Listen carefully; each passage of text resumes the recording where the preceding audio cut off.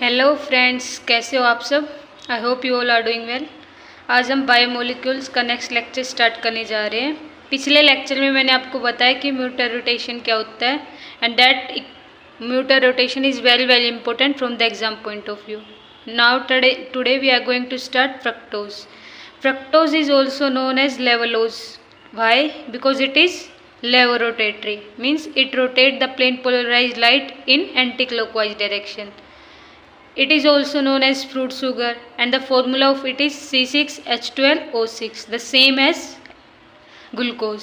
Glucose और fructose दोनों का जो जनरल फॉर्मूला है दोनों का सेम ही है, C6H12O6। The only difference is कि जो हमारा ग्लूकोज था उसके अंदर एल्डिहाइडिक ग्रुप था, लेकिन जो फ्रक्टोज है इसके अंदर हमारा कीटोनिक ग्रुप है सेकेंड नंबर ऑफ कार्बन पे। Now fructose is ketohexose. Keto means क्योंकि जो हमारा फ्रक्टोज है ये कीटोनिक ग्रुप कंटेन्स करता है, that's why it is called here ketohexose. In free state in honey fruits, मतलब इन फ्री स्टेट में जो हमारा फ्रक्टोज है फ्रूट शुगर, ये फ्रूट्स में हनी में जो शहद होता है हमारा इनके अंदर प्रेजेंट होता है। And in combined state disaccharides like sucrose and polysaccharides like insulin from dahlia tubers etcetera. मतलब जो हमारा फ्री स्टेट है उसमें तो फ्रूट्स और हनी इनमें प्रेजेंट रहते हैं फ्रक्टोज, और जब कंबाइंड स्टेट रहेगी तो डाइसैकेराइड लाइक सुक्रोज और इंसुलिन। सुक्रोज में क्यों? क्योंकि सुक्रोज हमारा ग्लूकोज प्लस फ्रक्टोज इन दोनों से मिलकर बना है, alpha D glucose plus beta D fructose, इसी से मिलकर सुक्रोज बना है। तो कंबाइंड स्टेट में सुक्रोज के अंदर प्रेजेंट रहता है। Now open chain structure CH2OH, इसमें हमारा ग्लूकोज में क्या था, उसमें फर्स्ट नंबर कार्बन पे एल्डिहाइडिक ग्रुप था CHO, then COH H CH, यहाँ पे OH COH H COH H CH2OH, ये हमारी ग्लूकोज की स्ट्रक्चर थी। इसमें जो हमारी फ्रक्टोज है इन दोनों में एक ही डिफरेंस है कि हमारा ग्लूकोज है इसके स्ट्रक्चर में तो ये एल्डिहाइडिक ग्रुप है, जबकि जो हमारा फ्रक्टोज है उसमें सेकंड नंबर पे कीटोनिक ग्रुप है, फर्स्ट पे वही हमारा CH2OH है। बाकी सिमिलर स्ट्रक्चर है, कार्बन नंबर 3 से लेके कार्बन नंबर 6 तक नीचे की सेम स्ट्रक्चर है। बस फर्क इतना है कि ग्लूकोज में फर्स्ट नंबर पे एल्डिहाइडिक ग्रुप है, जबकि कीटोन में सेकेंड नंबर, जबकि फ्रक्टोज में सेकेंड नंबर पे कीटोनिक ग्रुप है, keto group. Now cyclic structure of fructose. Cyclic structure की बात कर लेते हम। ये हमारी फ्रक्टोज की स्ट्रक्चर थी CH2OH C double bond O CHOH COHH COHH CH2OH।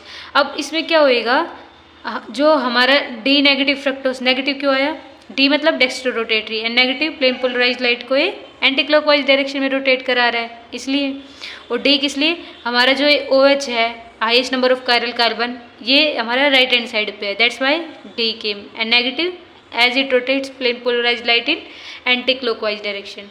So this is the open chain form of fructose.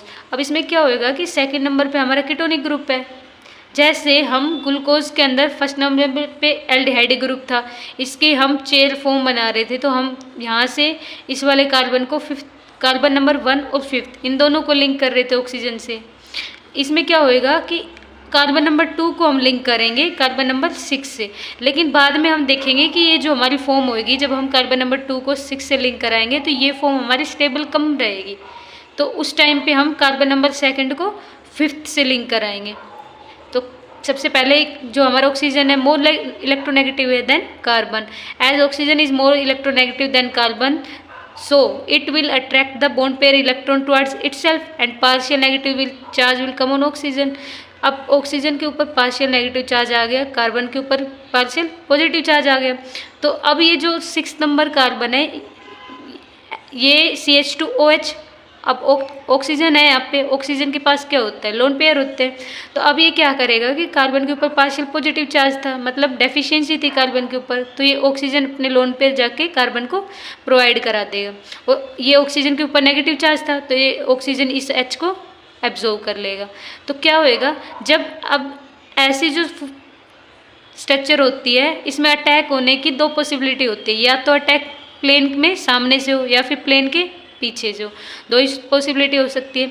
अब जब प्लेन में सामने से अटैक होएगा तो हमारा अल्फा डी फ्रक्टोज स्ट्रक्चर बनेगी, और प्लेन में बैक साइड से अटैक होएगा तो बीटा डी फ्रक्टोज स्ट्रक्चर बनेगी। अब इसमें स्ट्रक्चर कैसे बना रखी है कि ये वाला सी एज इट इज CH2OH, ये CH2OH।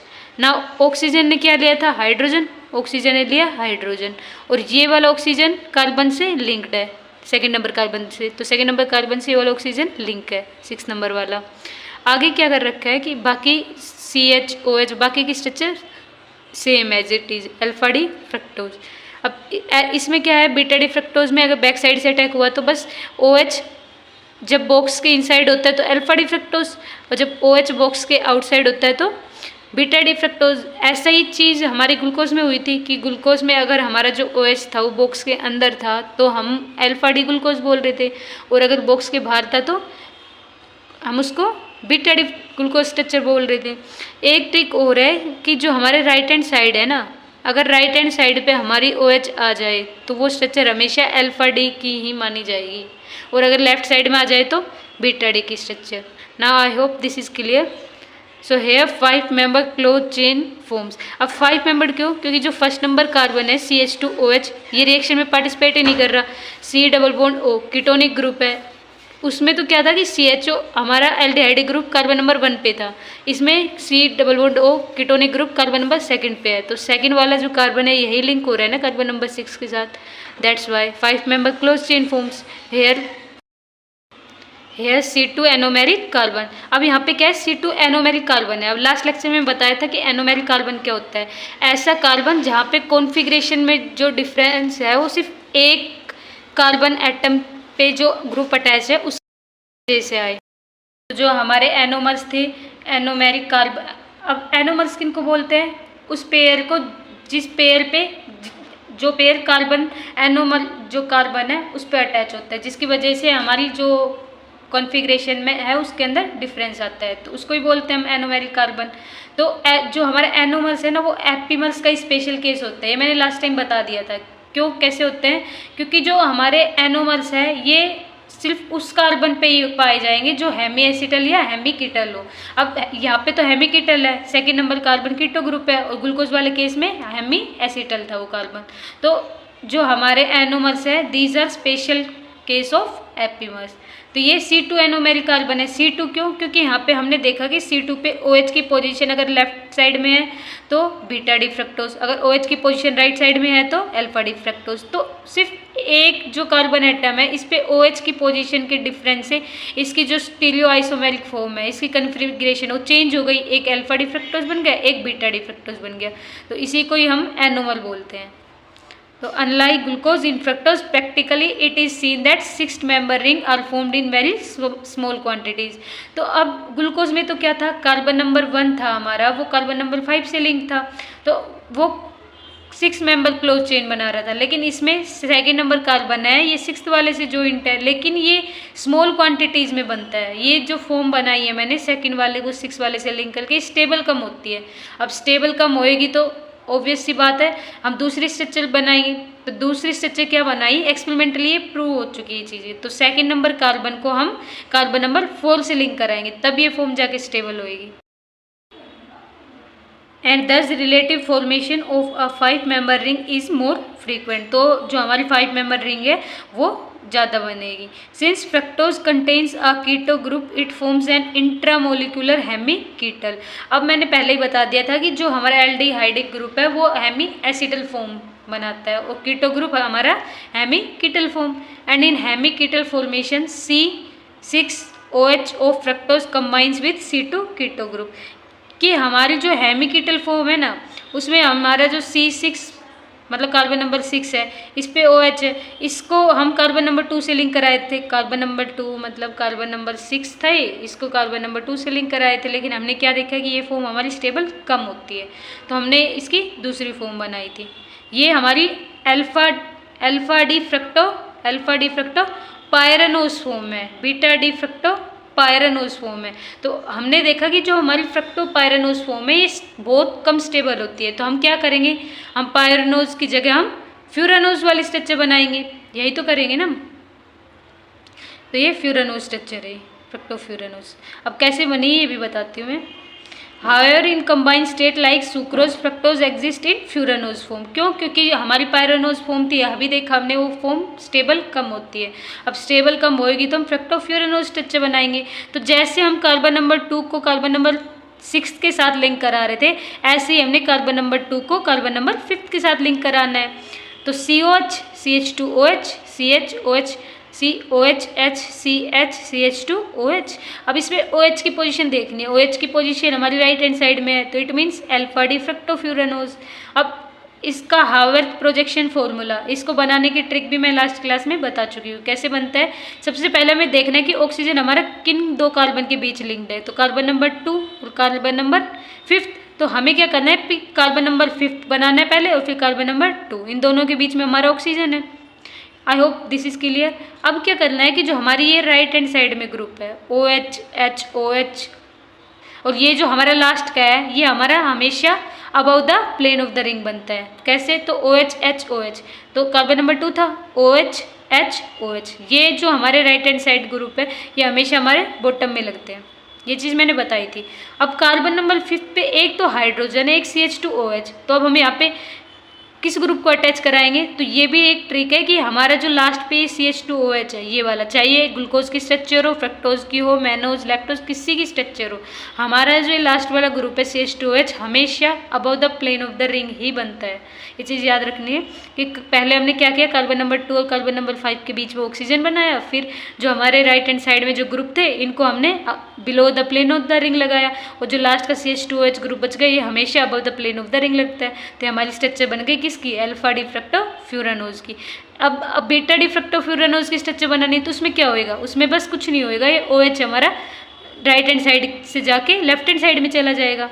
तो ये हमारी बीटा डी फ्रक्टोफ्यूरानोज की फॉर्म है। इसमें क्या हुआ कि हमारा OH राइट हैंड साइड से हट के लेफ्ट हैंड साइड में चला गया, बाकी स्ट्रक्चर पूरी सेम है। तो इसमें ये वाली स्ट्रक्चर भी सेम होगी, हावर्थ प्रोजेक्शन फॉर्मूला, बस एक डिफरेंस होएगा कि राइट हैंड साइड वाले जो ग्रुप है सारे हमेशा below the plane of the ring बनते हैं। तो लेकिन अब ये जो CH2OH है ये हमारा राइट हैंड साइड में है, तो ये हमारा यहाँ पे CH2OH बन जाएगा। इसमें CH2OH हमारा लेफ्ट हैंड साइड में था तो इसलिए ऊपर बना गया।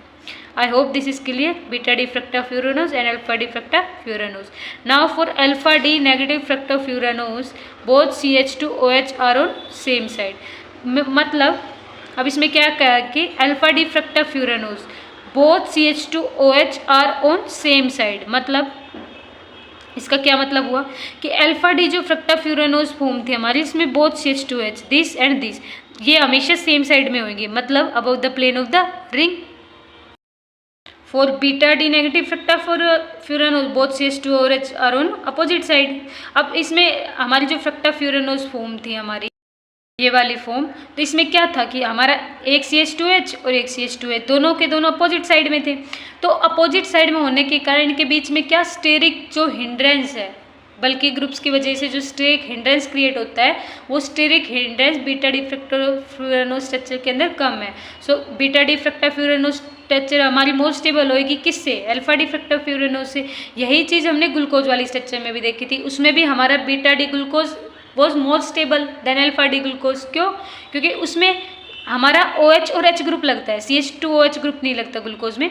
तो OH ग्रुप और H ग्रुप ये दो ग्रुप लगते हैं। तो बीटा डी ग्लूकोज जो स्ट्रक्चर थी उसके अंदर हमारा OH ग्रुप ऊपर लग रहा था वो the plane of the ring, और यहाँ पे OH ग्रुप लग रहा था, तो दोनों हमारे अपोजिट साइड में थे। अपोजिट साइड में होने के कारण उनके बीच में स्टेरिक हिंड्रेंस कम था, that's why beta D glucose was more stable. और ऐसा ही सेम यहीं पे हो रहा है कि यहाँ पे भी बीटा डी फ्रक्टाफ्यूरानोज मोर स्टेबल है। क्यों? क्योंकि CH2OH group on carbon number, कौन सा कार्बन नंबर है? सेकंड है, तो on carbon number second and carbon number ये हमारा फिफ्थ कार्बन नंबर था।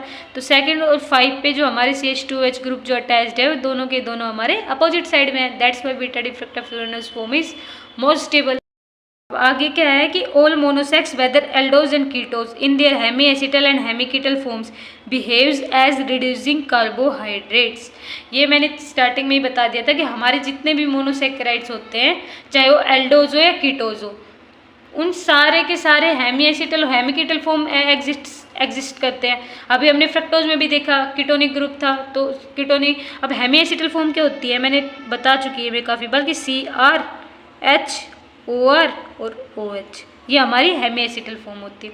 तो ऐसे ही ग्लूकोज के अंदर हेमी एसिटल फॉर्म और फ्रक्टोज के अंदर हेमी कीटल फॉर्म दोनों होती है। तो इसकी वजह से ये रिड्यूसिंग शुगर्स होते हैं, reducing carbohydrates. Now glucose and fructose generally show similar reaction. Glucose and fructose show positive result for Benedict, Fleming and Tollens test. क्यों? क्योंकि glucose and fructose these both are our reducing sugar. Reducing sugar है तो मतलब Benedict, Fleming and Tollens test को positively show करेंगे. So that's all for today. कल हम disaccharide start करने जा रहे हैं. Thank you.